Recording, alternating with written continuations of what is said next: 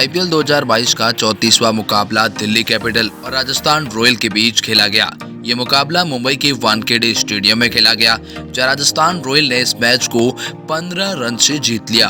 पहले बल्लेबाजी करते हुए राजस्थान रॉयल ने जॉस बटलर और देवदत्त पडिक्कल की ताबड़तोड़ पारी की बदौलत 20 ओवर में 2 विकेट के नुकसान पर 222 रन बनाए और दिल्ली कैपिटल को जीत के लिए 223 रन का विशाल लक्ष्य दिया। इसके जवाब में दिल्ली कैपिटल की टीम 20 ओवर में 8 विकेट के नुकसान पर 207 रन ही बना पाई। आरआर से मिली करारी हार के बाद दिल्ली कैपिटल के कप्तान ऋषभ पंत बेहद ही निराश नजर आए और करारी हार के बाद उन्होंने जो कुछ कहा सुनकर या देखकर हर कोई हैरान रह गया।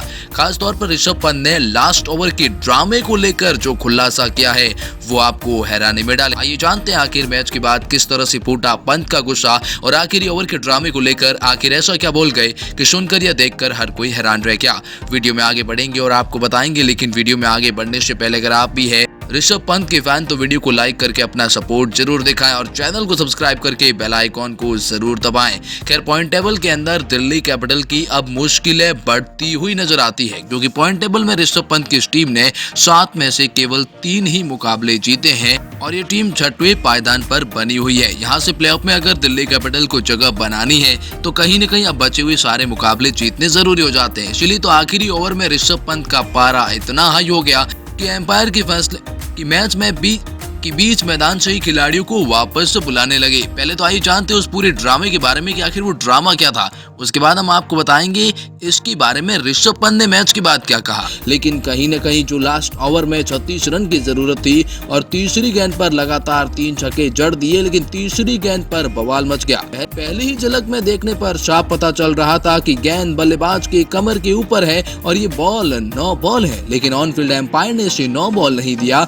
जिसके बाद एम्पायर के फैसले से नाखुश Pant high voltage drama create कर दिया। पंत का मानना था कि ऊंचाई के लिए नो बॉल होनी चाहिए थी।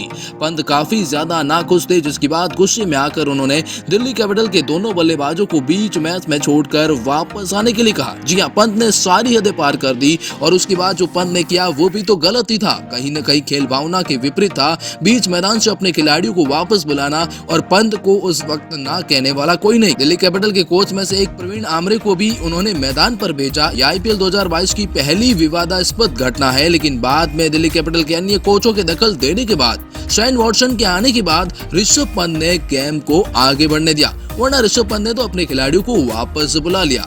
ऋषभ पंत ने तो गलती करी ही, लेकिन कहीं न कहीं उनकी बात तो सही थी ना। ऋषभ पंत के व्यवहार के बारे में खुद ऋषभ पंत ने मैच के बाद एक बहुत ही बड़ा पंत ने कहा, मेरे हिसाब से राजस्थान ने बढ़िया गेंदबाजी की, लेकिन अंत में पवेल ने कहीं न कहीं मैच हमारे पक्ष में ला दिया था। मुझे लगा था कि नो बॉल हमारे लिए कीमती हो सकती थी, लेकिन ये हमारे हाथ में नहीं है। हाँ, निराश हूँ, लेकिन इस बारे में ज्यादा कुछ नहीं कर सकता। हर कोई निराश था क्योंकि ये करीबी मामला था। मुझे लगता है कि तीसरे एम्पायर को हस्तक्षेप करना चाहिए था और कहना चाहिए था कि ये नो बॉल है। ऋषभ पंत ने आगे कहा, जाहिर तौर पर ये सही नहीं था आमरे को मैदान पर भेजना, लेकिन हमारे साथ जो हुआ उस समय के जोश में हुआ, ये दोनों पक्षों की गलती थी और ये निराशाजनक है, क्योंकि हमने टूर्नामेंट में कुछ एम्पायरिंग ऐसी देखी है जो हैरान करने वाली है। अंत में पंत ने कहा, हम और ज्यादा बढ़िया गेंदबाजी कर सकते थे, लेकिन ये इस खेल का हिस्सा है। मैं अपने खिलाड़ियों से कहूंगा कि ज्यादा ना सोचे और मैच के अगले पक्ष की तैयारी करें। पंत ने मैच के बाद एम्पायर पर जमकर सवाल उठाए, लेकिन इस बारे में आपकी क्या राय कमेंट सेक्शन में जरूर बताइएगा। क्या वो बॉल नो थी या नहीं।